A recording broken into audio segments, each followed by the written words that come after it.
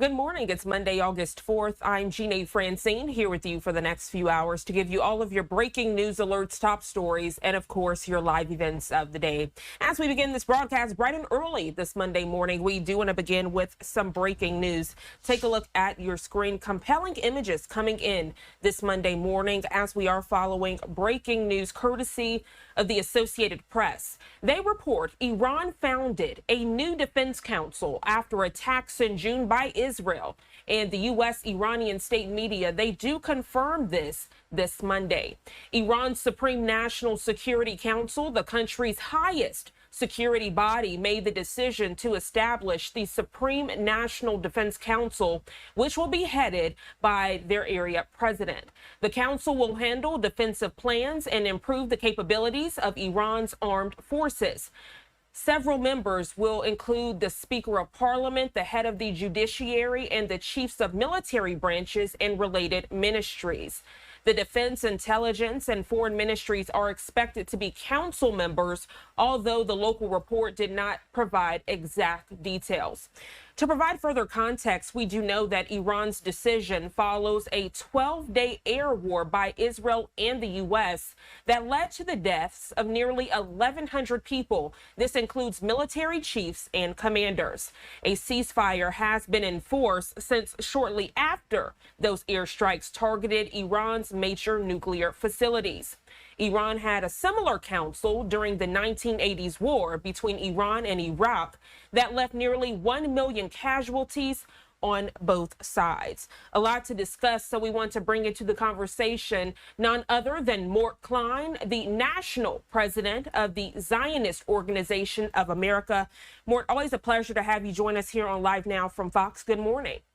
Good morning. Great to be with you this morning.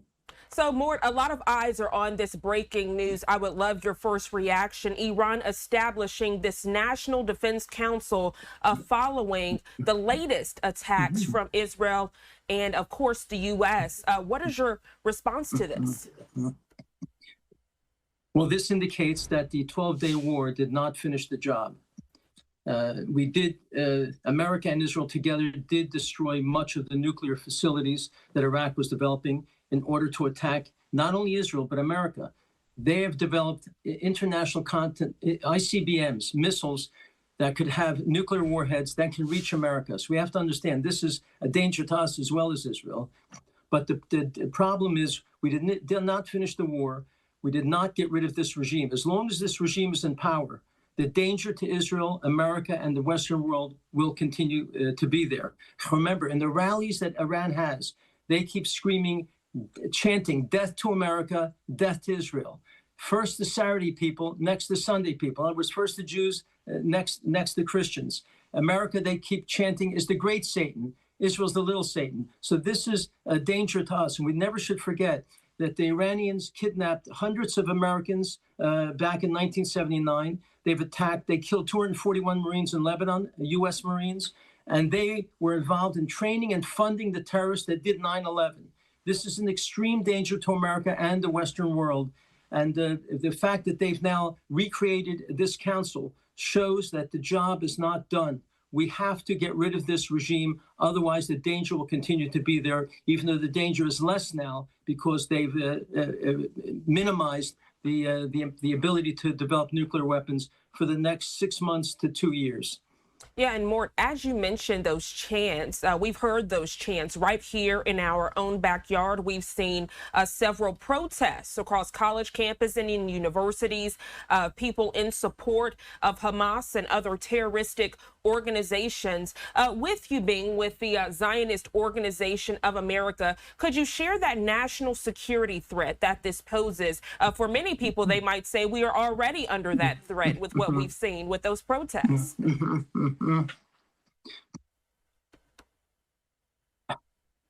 So many people in America and on the campuses have believed the lies of Hamas. Hamas claiming that Israel's intentionally starving people, intentionally shooting innocent civilians.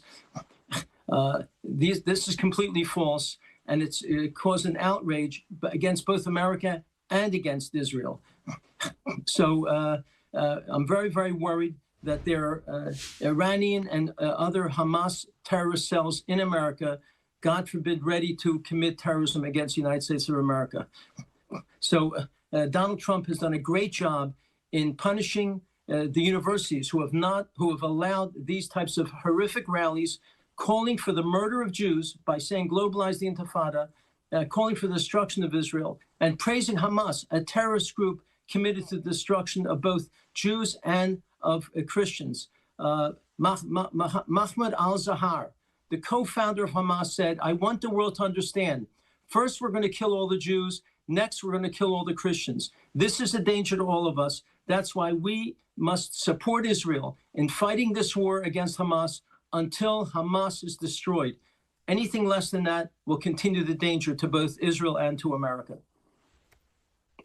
Morton, as we are further discussing conflict in the Middle East this morning, a lot of eyes are on that term Palestinian state. The latest on your screen from Reuters, as Prime Minister Mark Carney said that Canada intends to recognize a Palestinian state. This was mentioned at a meeting of the United Nations in September. We know several other world leaders have made this same recognition. For those not familiar with this term, again, as I mentioned, a lot of eyes on this term this morning. What is a Palestinian state? What does it mean? What does it represent? First of all, we have to understand it is completely illegal to establish a Palestinian state under international law without Israel's approval. United Nations Resolution Article 80 says explicitly that one is not permitted to give away any of this land, which was allotted to the Jewish people, without Israel's permission. So establishing a state is completely illegal under international law. What's worse, this simply rewards and incentivizes terrorism. After this vicious attack, October 7th, where 1,200 innocent Jews were murdered, raped, and tortured, to give them a state sends a message that terrorism pays. And who's going to run the state? Is it Mahmoud Abbas, the Palestinian Authority? His charter, I have a copy of his charter right here. Let me just read just the first sentence of the charter. It says, we oppose any political solution offered as an alternative to demolishing the Zionist occupation in Palestine.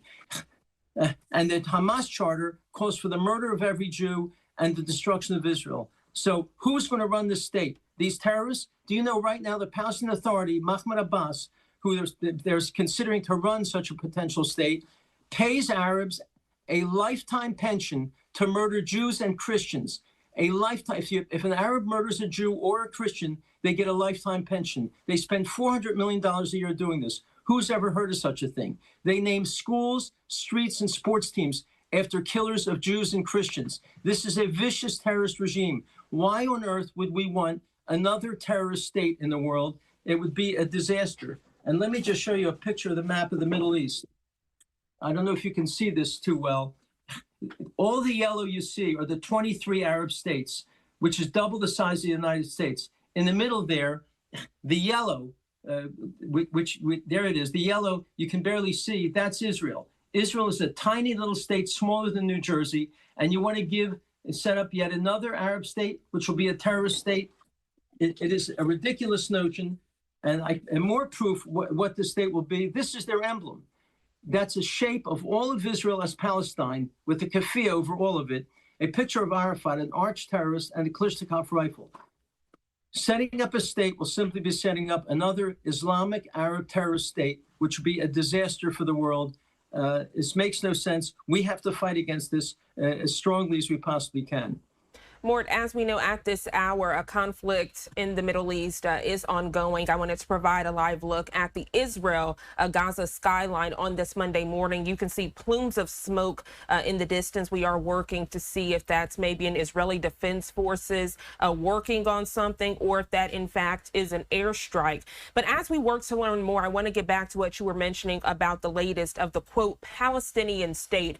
There are those that differ that viewpoint that you just mentioned this morning, that feel that the Palestinian state is necessary because of the humanitarian crisis going on in the area. They say not everyone in Palestine is a terrorist. How do you and your organization respond to that?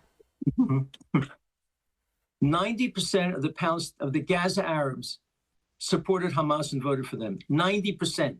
This is their own polls, their own election. 93% have publicly stated that they praise October 7th, these atrocities. This is a terrorist regime where virtually all the people support this terrorism and the murder of Jews and Americans. So this is no time to establish a state, notwithstanding that it's illegal under international law.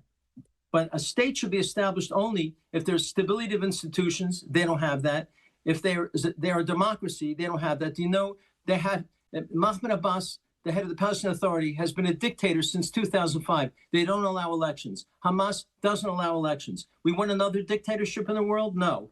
We need the rule of law. There's no rule of law and human rights respects. They murder gay people. They treat women horribly. They have virtually no rights. We don't want to set up a terrorist dictatorship which will endanger the people in the Middle East and will endanger the people, frankly, of the West. So this makes no sense whatsoever. They are not ready for a state. First, they have to show they care about human rights. They care about democracy. They have elections. So the problem is the Gaza Arabs overwhelmingly support Hamas, support terrorism. We have to go in there and change their educational system where they teach young Arab kids to hate Jews and Americans, to hate Jews and Christians, and teach them how to use guns and how to kill people. I'm talking about 5 and 6 and 7-year-olds in school. Until they transform and change the educational system, peace will be impossible. This is no time to give them even more power. Remember, Iraq has a state. North Korea has a state. Iran has a state. Are they lovely because they have a state? No. They have even more power to promote their terrorist agenda. It would be a disastrous mistake to establish a Palestinian state in the Middle East. It would only make things worse, not better.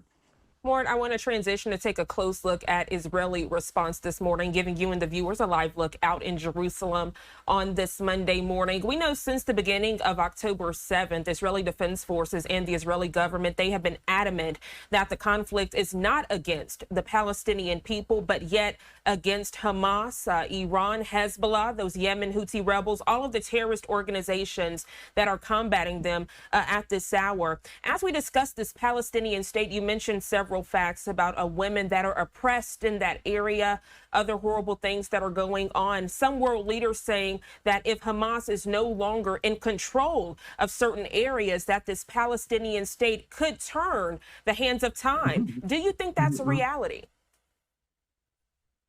Then who will run it if Hamas doesn't run it? It'll be the Palestinian Authority, which is a terrorist dictatorship calling for the destruction of Israel and the murder of every Jew. Remember, they pay Arabs, the Palestinian Authority, lifetime pensions if an Arab murders a Jew or a Christian. This is so even if Hamas doesn't run it, the other leaders among the Palestinians are terrorists as well, who refuse to accept Israel as a Jewish state, who attack and condemn America, who pay people to murder Jews, and they train their children in school to hate the West, to hate Jews, to hate Christians. No, they're not ready for a state. And I want to reemphasize, under a UN resolution, Article 80, it is illegal under international law to give any part of this land away to anyone except the Jewish people. So unless Israel agrees, a state cannot be established under the UN because it's illegal under international law. Morton, Klein, a pleasure having this candid conversation with you. Thank you so much for your debrief, also for your perspective on this topic. Hope you have a great rest of your day. Thank you very much for having this important discussion and bringing this important news to the American people. I appreciate it very much. Thank you so much. Have a great Monday, Morton.